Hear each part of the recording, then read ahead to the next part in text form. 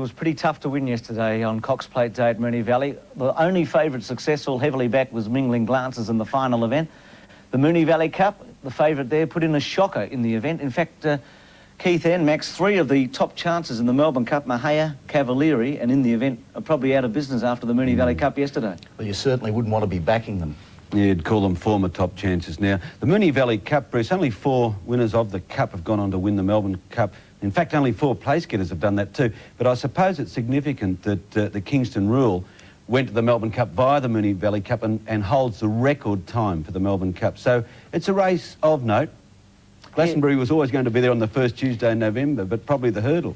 You're right. I mean, it would be a surprise to see him go on and win. David Hayes picked it well yesterday. He thought he was his top chance yesterday. He thought Marrakesh may be in need of one run. But you do doubt, looking at the Moonee Valley Cup, that we've seen the Cup winner there. Well, Glastonbury was very fit, Bruce, on the day, and again, the Merritt and Sydney form. I don't want to stress this point, but... fourth on the Metropolitan. Fourth on the Metropolitan, on a track that didn't suit him, but on this hard, fast track, Glastonbury was the horse to be on. You wonder, scope for improvement. Now, the Cummings horse, notwithstanding, you can see in the white cap round about He's fourth a chaser though, Max, isn't he? I know, he certainly is, but he's with the master trainer, and Bart can make a couple of adjustments. Look at the way he's coming down the post now. As he was he with an apprentice before Lee Friedman? Look at Keith, study the way he's going to the line. Has he got his tongue over the bit? Will blinkers help him? And he certainly had scope for improvement, as did Marrakesh. I don't think Glastonbury can win the Melbourne Cup, because I think those others behind him had too much scope for improvement. He got a 1 kilo penalty for that Moonee Valley Cup win. It takes him up to 41st in order, but he'll get in, notwithstanding he's a little below him and not totally qualified. He's got to qualify. He's got to qualify on the Dalgety, but there are about 5 or 6 others that are going to be trying to qualify on the Dalgety. But I do think that, notwithstanding, has scope for improvement. But he's one of those if horses, as you point out, Keith. He's got to get a firm track. I wonder whether the Melbourne weather can hold much longer. Well, you're going to talk about Melbourne like that. Can I talk about Sydney form as well? You may. Mahia, Coonji handicap last, or second last, I can't remember. It didn't matter. Yesterday, is she sore? Is she gone? What's happened to her? Well, she certainly was very disappointing, as she was in the Coonji. Well, Mahia's Sydney form hasn't held up, but certainly there's a couple of others, Bruce, which you'll no doubt get to within the next 5 minutes. Sportsworks, yeah. Could you believe it? I mean, I just didn't think he had the pace to hold these horses. You'd expect Clever Zoe to lead. We're talking about the Moya Stakes, by the way. Clever Zoe to lead with Mukta outside and then Scalacci outside of Keltrees. I just had the feeling Oliver overrode Scalacci early in this race. I mean, that's being very critical, I know. Did you get the same feeling? No. Well, look, if you want to be super critical, I thought maybe Steve King should have been up a little earlier too on Keltrees. He's the widest of the trio there, putting pressure on that pair. That's, we've blown our... Keith, look, he's under the whip. He rode him Keltrees a perfect race. It's only because the 2 leaders flagged a little over the latter stages, which they were entitled to, that brought Keltrees into the race. I don't think you can criticise King. So I'm certainly not criticising Oliver. That the fact is, you cop that Sportsworks on one of his good days. He can have an off day too, and he would have been beaten 10 lengths. But nevertheless, that's the result that has set up the biggest betting bonanza in Victoria ever, next Saturday Derby Day, with a carryover of $1.2 million in a straight 6 jackpot, Bruce. Yeah, it's going to be exciting for all the punters going in for that. What about Scalacci? First time he's been beaten first up, first time he's been beaten at 1,000. It was still a terrific run. Yeah. Photo a terrific run, but he is a champion, and I thought a shade disappointing, but that's splitting hairs, because he did run a very good race, but he is a champion. I expected him to win, he didn't. Burst was a good run, made up a lot of ground. There might be a race for her over the carnival. Yeah, she flashed home, ran 4th. I'm surprised she's still racing. She's such a valuable broodmare, isn't she? Yes, but obviously Clary Connors feels there's another payday in her, and blinkers did help, and perhaps she can be placed to advantage. Clever Zoe knocked up. Mukta was disappointing, wasn't he? Mukta was disappointing, and Clever Zoe been off the scene for a while. She'd had her problems, and she needed that run. So the Gadsden next week, we've probably got a good guide there yesterday, and the big 3-year-old race next week up the straight as well. Obviously, Keltrees and Sportsworks will be involved in one or the other. I'd think so. This is the day of days, isn't it? It sure is. Well, I hate to say, but the Sydney form did hold up pretty well in the AA-MI, didn't it, with Zaremba, but the 3-year-olds are average. It was a disappointing race. It was a slow early and a sprint home. Mahogany looked to be cruising, but couldn't find anything. He's 3 from the left. It did get tight for him on the turn. Pride of Rancho ran a great race. He was leading. Zarimba got up alongside of him. He looked to have an easy run in the Spring Champion and got run down by Fraternity, who missed the start, by the way, by about 10 lengths yesterday. So, Max, is this the top Derby hope at this stage, Zarimba? I think Zarimba's got a good chance because he's an improving type. On his Spring Champion run, he couldn't win.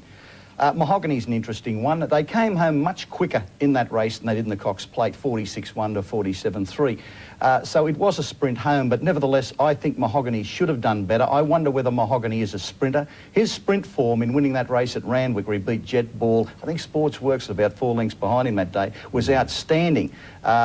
I think in a race like the Gadsden, if he could be freshened up in time, there's a big if there, I know. No, he couldn't be, Max. He couldn't freshen a horse up in a run the week. Derby. Greg Hall yesterday blamed only the slow pace for the defeat of Mahogany, and he said he'll turn the tables in the Derby next Saturday, but I don't know whether I can subscribe to that theory. No. Well, I am Mahogany's, I'd say, greatest admirers.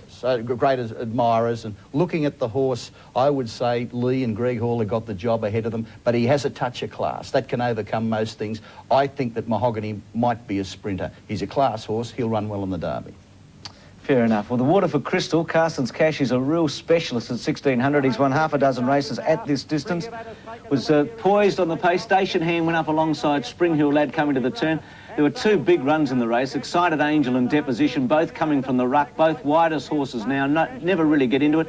But this bloke hadn't won for a long time, but his New Zealand form was very good at a mile. He won at Group 1 level in New Zealand, and the Kiwis at Moonee Valley yesterday couldn't believe that 25-1.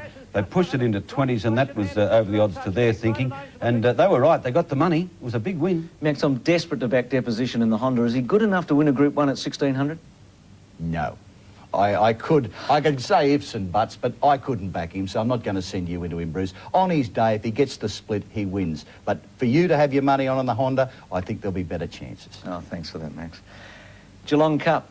Ultimate Aim. What a week it's been for Colin Gillings, with Ultimate Aim winning and coming now into a Melbourne Cup favour. He's making a run in about 4th place at the moment out wide, getting around Ancient Ritual, which I thought was a fantastic run second up. Courtchaban's taken the lead from State Taj.